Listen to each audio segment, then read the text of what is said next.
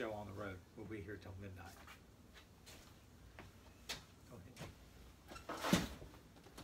Hey guys, welcome to the Galveston Bay Fishing Show. We are live here at Eagle Point for our 5th episode. Yes, 5th episode of the Galveston Bay Fishing Show. I have my wife, Rebecca, and Captain David Dillman here is the co-host, and we're going to talk to you about Galveston Bay. All right, guys, so the first thing we're going to talk about is the opening of the big net shrimp season. What can you tell me about that, Eric? Well, the shrimp boats every year will get ready starting around August 12th, August 13th. They'll put a big net on, and there will be no limitations on the shrimp that they can catch in terms of size and poundage. So if you're an angler, you're out there fishing, and you see more shrimp boats for typically 2 weeks, 3 weeks, then you would know why that you see them out there. So there are some shrimp boats. Actually, let me back up. There's actually more shrimp boats that are sitting at the docks that will not shrimp at all until big net season starts. They'll then go out there for 2 to 3 weeks to see if they can make some money, and then they'll dock them. Quickly they dock them. And then you won't see those shrimp boats again for either until oyster season or maybe even 1 year. Yeah, until it starts again. And why is it big net shrimp season? Well, there's regulations on the size shrimp that you can keep, the webbing. This is a conversation for another day where you get real detailed, but shrimp nets have webbing, the size of the webbing, the size of the net, and that's to help the harvest have some escapability at certain times of the year so they can grow.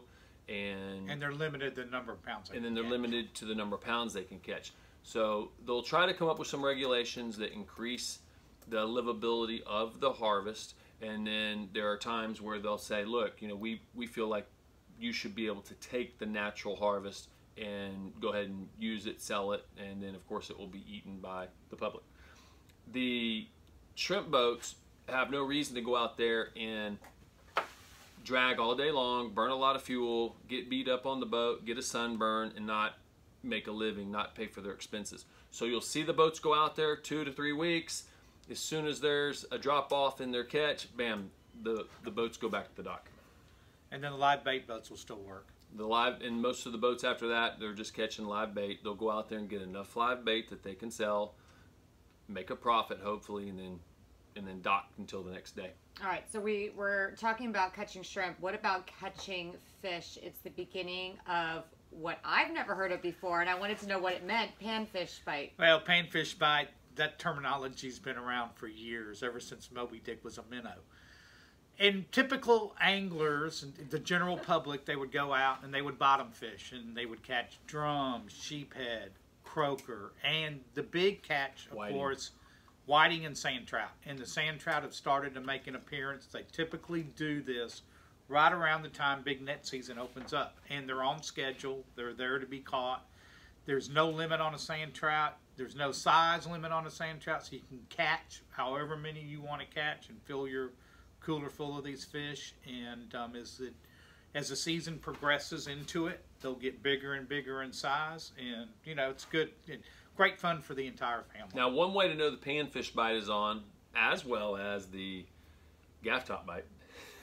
Gaff top bite's been on. Hopefully they'll start to peter out a little bit. And the skipjack bite is, here's what we saw last Saturday. We had customers come in, and let's say there's 3 people in a boat. If that person says, well, I think I'm going to get a quart of bait, and they could even throw in a pound of dead shrimp even. They'll be back in around 10 o'clock and say, we're out of bait. We're out of bait. We just got ate up. And so that's what we're talking about, the panfish. The panfish, they're hitting the shrimp, dead or alive, and it adds for a lot of action. Hopefully you can get some of the younger anglers out there, and they can get some excitement, catch these, as he was saying, sand trout, gulf trout, croaker, whiting, etc. But you'll go through the bait, you know, and you'll have a lot of action. And so this is only going to get, in our opinion, better as we go into September, late August, then we go into September and October. This just continues to flourish. And so David and I have a little mixed opinion on Are we ahead of schedule, on schedule, behind schedule? In my opinion, we're behind schedule. David thinks we're on schedule, maybe even a little ahead of schedule. So we'll see who's right, David or me. I am. I think I'm right.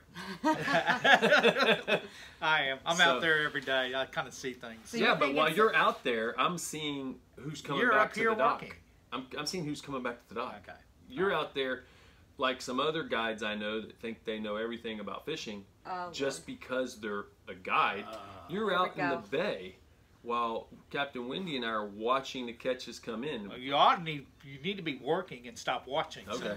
Well, in any event, we'll see who's right on this one. So how long What do do you you think, honey? the season will last? That's what I want to know. The panfish bite? Yeah, how long can people catch 2-3 fish? months. So Even end of into October? November. Into November? Yeah. And, sometimes it depending upon the cold fronts into December. Because I feel like a lot of times that you guys have both gone out, you catch a lot of fish in the fall. So it must be a pan bite. Yes? No? No, not panfish and what Eric and I fish for in the fall, two different deals, but everything coincides. So the panfish start to show up this time of year, and everything's ahead of schedule. Because I started seeing the sand trout a couple weeks ago, so I think they're a little early from what they were. But everything's on schedule, a little ahead of schedule. So it looks like I think we're going to have an early fall. That's my prediction. But that will have some early cold fronts. Temperatures will start to drop, and you'll really see things start to change. The gaff top will disappear, the hard heads will disappear, and then the numbers of like black drum, sheephead, Gulf trout, sand trout, speckled trout, redfish, it'll just phenomenally pick But up Rebecca asked you till when? He said early November. till Okay. the end of November. I mean, the fishing. Actually, that's not what's going to happen. Is that will determine when we get the cold fronts. So once you see a dramatic reduction in the water temperature, then things change. But if we get these light cold fronts, if we do, then you're going to see these panfish bite continuously. All right, let's talk about trout fishing and the new regulations, because that's a hot topic for a lot of people. We're not going to go into a lot of detail, but let everybody know what the regulations are now. They weren't changed. So 2018, 2019, trout will still remain for the upper coast of Texas. 10 trout, 15-inch minimum. And redfish, any changes that you know of? No change in the redfish whatsoever. Well, And that's then like a... Do you know anything about flounder? No change in the flounder. So Okay. the status quo was left alone. They changed the kingfish. The state changed the kingfish limit. They upped it by 1 to go with the federal regulation. And that's all I really kept up with. So, but the trout was the big deal. There's no change in the spotted sea trout. Well, Okay. good news there. So tell us about what's going on with fishing licenses now. Oh, the fishing license do expire on August 31st if you bought it on August 31st last year. So if you're year to year, they expire in a couple weeks. They are now selling them as of August the 15th, so you can buy them early. You can buy them online, or you can just go into a Walmart or whoever sells the fishing license and get your new license. Don't procrastinate. Go ahead and get them, because come September 1st, you'll see a lot more game wardens out on the water. And they do it every year, and they do license checks. And you'll see them all running around making sure everybody got a new license. And we do not sell fishing license at Eagle Point, and the reasoning may help you in getting your new license currently. We stopped selling the license here when we saw a reliability of the machine to be a little lackluster. So what would happen is we may have a party come in to go fishing, let's say for example with Captain David, and they may come in at 4:30, 5:30 in the morning, and bam, they want their fishing license. The machine doesn't work. So that really did not shed a good light on us as a business, but we didn't have any control over the reliability of a machine. So the machine is from the state of Texas. My advice is don't wait till the last minute, because you could, as we know, have a machine problem and not be able to get your license. So Academy normally has more than one machine, or just go online. Rebecca and I both got ours online. It's easy. Go online, and then they'll mail it to you. And I timed how long it took me to get my last fishing license, and it was in roughly 5 or 6 minutes. Right, but once you get online, they'll send you a confirmation email that you bought it, and then that confirmation email acts as your fishing license. until you get your license in the mail. And you get it in the mail, and you're good to go. So, pretty convenient. Let's talk about some of the big catches this week. I know Wendy had a nice catch. Okay. And also, yes, let's talk about Wendy's catch. And when we talk about catches, folks, we are talking Galveston Bay. Yeah. So one of the reasons why we three and Captain Wendy Marshall, we are passionate about the show is we want to talk about Galveston Bay. And if you have any questions, certainly send us any comments on Facebook. And we've also said, hey, call us with a question, and we'd love to address it on any episode of the show. Back to Wendy. Captain Wendy Marshall. If y'all don't know Captain Wendy, he does work here at Eagle Point. Captain Wendy was a professional fishing guide for over 30 years, and Captain Wendy had a really nice catch on yesterday. And he and his real good friend Pat Flanagan, they had roughly 14 real nice trout, and they had some big trout in there. I think a couple reds too. So. And a couple reds. Captain Wendy did catch those fish with his attractive fish by Captain Wendy Marshall rigs. We do sell those here exclusively at Eagle Point. They were, if you caught our show last week, when Pat and Wendy came out of the water yesterday, I greeted him, and he had his cork the length of the rod, like you said, big boy. What, 7 foot? Well, Wendy, I don't know if his rod was a 7-footer or a 6.5. I think his might have been 6.5. Okay. But the cork was set all the way to the top. And I even made mention of it to Captain Wendy. I said, hey, I see you're at I see you're 6.5, 7 feet deep. And I asked him if he had adjusted the cork or anything, and he had said no. But they caught them. They caught the redfish at the actual wells, and then they caught the majority of the trout along the spoil bank, fishing in roughly 10 foot of water. So this goes back to what David and I have talked about continuously. We're not going to get into that right now because y'all are, I'm sure, tired of hearing about it. He was deep. They were deep. The fish are deep. Shrimp exclusively is what Wendy used. Well, Captain Wendy caught some big trout, but we had a little girl in here today who caught a big trout as well. Yes. She came fishing with her daddy. Yes. Jason McRae's daughter. Yes. Yeah, we had a young lady, Captain Jason McRae's daughter, caught a roughly 6 3/4 pound trout. I'm going to post that on Facebook. Big trout. Nice. And then we had one of our slip customers, Addie Cruz, who caught one over 6 too, 6.5. So there's some big trout to be caught right now. This is about the time of year that you will start seeing a few big trout being pulled out. Yeah, Juan Cruz, one of our slip customers, is recently retired, fishing a lot, and he and his wife Addie, they've been catching a lot of trout. Hey guys, so I've heard some people say the bay seems like it's crowded. It's too crowded to go out on the weekends. And I thought that was a good topic to bring up because I feel like it's not very crowded, especially on the weekends right now. I feel like it's a great time to go fishing. This is something that we've talked about. This is something that I know that Rebecca and I have talked about. Rebecca heard this at the boat show and at the fishing show. I don't know where this is coming from, so if you're listening and you can send us a comment, please let us know. I don't know where it's coming from, but we have had people say, well, we don't know when the best time to fish is. I've heard it's crowded.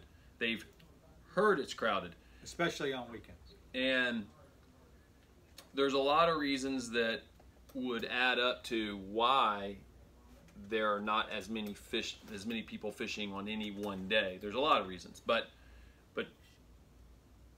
what I would say, honey, and David and I've talked about this, my favorite time to fish, as I say all the time, is the fall. The reason why is because there's just not that many people out there. Now, we have not seen the numbers of people fishing on Galveston Bay really for sure since Harvey. Definitely since Harvey. Harvey, for whatever exact reason, Harvey had a big impact. And I've talked to numerous boat yards that they told me, I talked to 2 different mechanic shops, and they're 6 and 7 weeks out just to get your boat fixed because they have all these Harvey boats. So that is one big reason. And so what I think you're saying, honey, is get out there, enjoy Galveston Bay. It's right here, and it is not overcrowded. There might be a lot of boats in one spot because somebody put a picture on Facebook. Are they all on their cell phones talking to each other? But when there's boats, let's say for example, in the middle of the bay, and there's a bunch of them, then there's not a bunch of boats everywhere else. That's correct. If there's a bunch of boats on Hannah's Reef, there's not a bunch of boats everywhere else. I have not seen a bunch of boats. It's a giant bay. Anywhere. Get out there and enjoy it. And as we go into the fall, that will even be more true. People get caught up in school, hunting, their kids' activities, football games, hunting. Then you get into basketball season. And so a lot of my trips did come in the fall because I would go out fishing with men that didn't have anybody to go fishing with them. And that's, I always say, went fishing with you because they felt sorry for you. they got free bait. They did get free bait. Hey, That's why I always took you when you were growing up. So I do want to wrap that up though. So what you're going to see is you're going to see even less people out there. I hope not, but I'm encouraging you to go. But I think you will see even less people out there than there's been. And then you're going to see, starting rather soon, there will be some days where the temperature starts to drop if we get some cold fronts, some weak cold fronts that move in. It'll be really nice out there. Yeah, and I still say we're going to have an early fall. So. And what does that mean for people? Man, less heat. Number one is right. Obviously, but yeah. what about but the you'll fishing? be able to enjoy. The fishing will be good. I mean, the fish will seem to bite longer during the day. You won't just have these short periods to where it's either early morning. In the fall, when the temperature cools down, the water cools down, the fish seem to bite all day. Any given tide change, they'll bite, whether it's in the middle of the day or that's the biggest difference. Early in the day. That's the biggest difference. And you're not. And it's more enjoyable to be out there. Of course, you're not. You know, at 11 o'clock, you're not just dripping sweat, thinking, "Nah, it's just too hot to stay." You got to go in. But the biggest difference is there's not that pressure to get out there at 5 a.m. 5 a.m. That's correct. Enjoy it. There are people that will literally come down at say 9 and feel very confident they're going to get a great bite, and that is especially true even more so the fact as you get into November.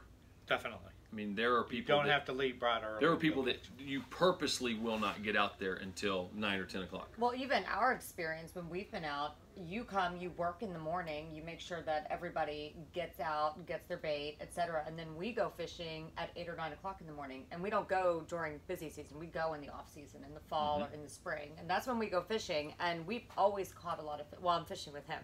But we always catch a lot of fish between like 9 and noon.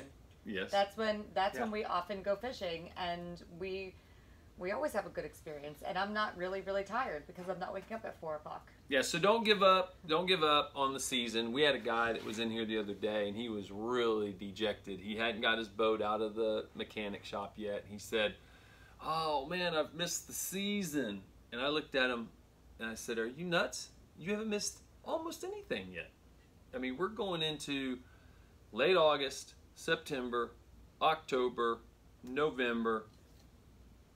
It's great."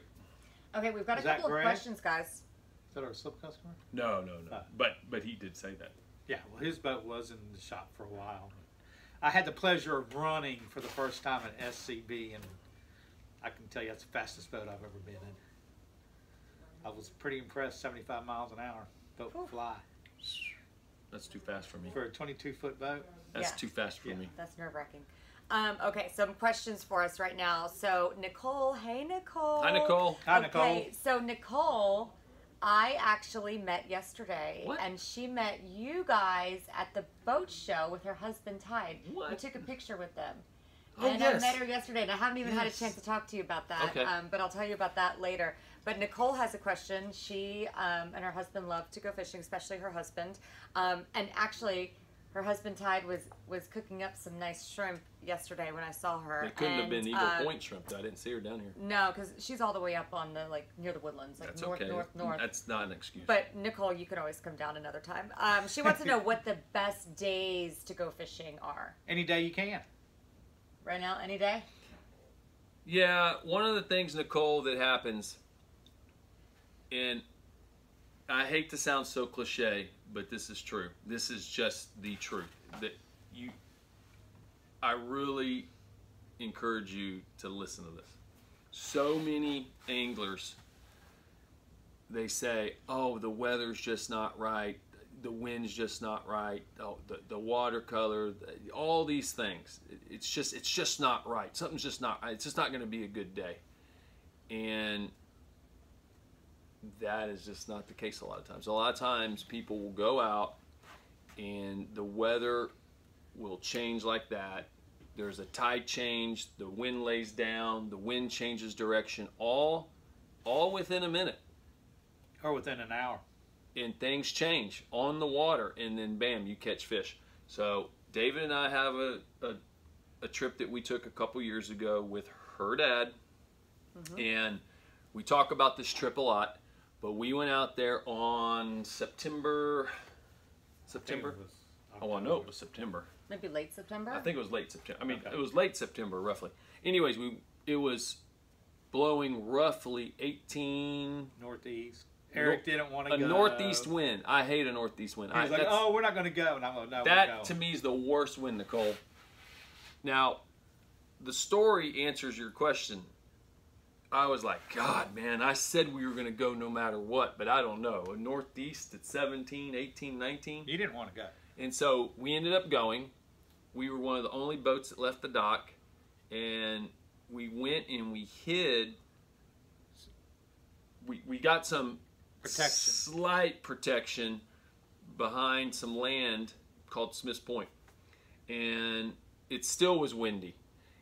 And we tried to come away from the land to see if the wind had laid down at all, and it had not.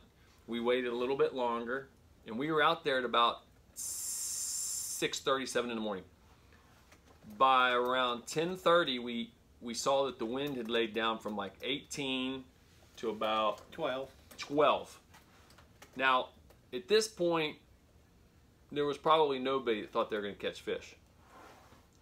We go to the middle of the bay, the wells that we talk about a lot, late September, and we caught 30 trout almost in a row. I think we had to make 2 stops. But. And almost nobody could believe us. I didn't even believe it. So the point is, Nicole, you just really never know. I've had some of my best trips on days where the weather was bad. And the reason why I was even out there was because, again, the angler that invited me didn't have anybody to go with him. The weather was bad, and so here at Eagle Point, my dad didn't need me to work. So I went out and we caught fish. All right, so cute Thina said that she agrees with David. Amen. Any day is a good day to go fishing. It's Fishing's fishing, not always catching. good. It's Catching always- may not be so Exactly, good. But that's what she said. Okay, so we had some other questions. Hans says his daughter wants to know when flounder season starts. That's one question for you. You'll start seeing the flounder catches pick up right about now. So you'll start seeing more and more if you fish for them. They'll start staging right now, and then as the cold fronts start to happen, the flounder fishing picks up. I don't per se fish for them. I catch them by accident, but you'll start seeing people start catching them right about now. Abel wants to know when the shrimp migration will start. They're basically migrating now. So Yes. they're pulling out. Some of the shrimp are starting to pull out of the marsh. As the temperatures, as the cold fronts come through, the temperature drops, the water level drops, the shrimp will come more out of the marsh because the marsh will get emptied. And once that starts to pull out, then you'll see what people call the shrimp migration, but you'll see the birds start working. the fish will start feeding on these shrimp leaving the marsh, and the birds will pinpoint the location of the fish. And that's the migration of the shrimp. All right, guys. What can we expect for this weekend? Go ahead. Well, the forecast for tomorrow is great. Yeah, I mean, it's good. It's very good. I think it's more of the same what we've had all week. So, first thing in the morning, it's blowing southwest, great, west, southwest. And then by about 8 o'clock in the morning, it starts to lay to nothing. And it's been doing this every day. And then from about, what do you say, about 8:30 to 1:30, it's pretty, I was gonna say, 8:30 it's to pretty 1. much like, I mean, it's slick, pretty much like glass. Yeah, glass. And then it turn around for some crazy reason and blow out of the south at about 12, 14, 15, maybe a little bit of east in it. And you're thinking, hey, it's going to be southeast in the morning. You get back down here and it's southwest again. Right now it's southeast. No, it's south. It's due south. Southeast at about 14. Yeah. So it's doing this every day. This is the typical pattern that it's been doing. Okay, so I know you guys say to go out early, but if you're saying that there's no wind at 8:30, you still say go out early because It's been an early bite. it's an early bite. It's still an early bite. Yes. That's my experience right now. It's a pretty early bite. One of the things that happens is when you have this early bite, sometimes, and there's people that will have differing opinions, but there is this thought that there is an early bite no matter what. No matter if the tide and the current is moving, no matter what, there's this early bite. And so if you miss that early bite, well then now you are almost solely dependent on tide movement. Correct. And if the tide's not moving, then that's when you pull out the hard-boiled eggs. A lot of water. The water. Yeah. The chips. What else, honey? What else? Well, I'm the shake and energy fizz person. You pull out I pull out the all ham the really healthy sandwiches, stuff. things like that. Or the beer. When the tide is not moving, Yeah. you just, this time of year, July and August, tide's not moving, hey, just You gotta wait it out. Yeah, you just gotta wait it out. But like today, I had an early bite today, and then we had a lull, and then all of a sudden on the way in we stopped and we started catching a few more fish, and they had to be somewhere because of football practice. Can you believe that? They had a scrimmage, high school scrimmage. So they had to get there, and we had to get out of the water at noon. We left them biting. All right, guys. Any more questions, honey, right now? That's it. That's all the questions. We've got a lot of people who are saying have a good weekend and just like comments, but no other questions. Guys, thanks for being so interactive with us. We've got some really good comments in here today. Yeah, and look, we're going to try to do a better job of getting the videos uploaded to our YouTube channel. It's the Galveston Bay Fishing Show, and if you like what we're doing and you want us to continue and, of course, further motivate us, then please share what we're doing. Subscribe to the YouTube Subscribe to the YouTube channel. And then get your friends to subscribe. Get everybody in Houston to subscribe. Share our link. Yeah.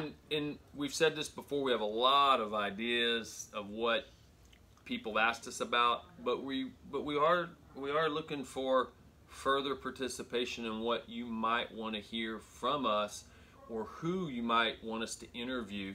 We have a slate of people to choose from that we can interview. We have some very great relationships and partnerships, and we'd love to bring some people in and interview them. But we are looking for just some further guidance on who you want to hear from. Is that fair? That's fair. Sounds good. We'll be back again next week. We're trying to settle in on if we're going to be back on Fridays or Thursdays. We had quite a few responses. If you would like your voice to be heard, then let us know. Thursday or Friday. We're leaning towards Thursday. And we're going to try to be a little more consistent on when we do the shows, so you all know exactly what time the show's coming on. But it's we hard are right now. I mean, we are mom and pop, busy. y'all. We run a big marina. Yeah, why in we're an like RV 4 park, people and here I'm all looking day. at my shrimp boat captain coming in. Yeah, right now we're watching a shrimp boat get unloaded. I think it's Forrest Gump, as a matter of fact. But look, we do have a good supply of live shrimp for tomorrow morning, and we'll have some croakers to open up with too. We'll have some croakers. We did not put a huge focus on the croakers this week because it's been a little more of a shrimp bite. So I think we'll have shrimp in the morning till, if I had to throw a number out there, 9. 8, 9 o'clock, but call us. If you're on your way after 6:30 or 7, please call us. Call and check our supply. 281-339-1131. All right. Okay, we'll see you next week. Have a great weekend. Thank you all. Be Bye. careful.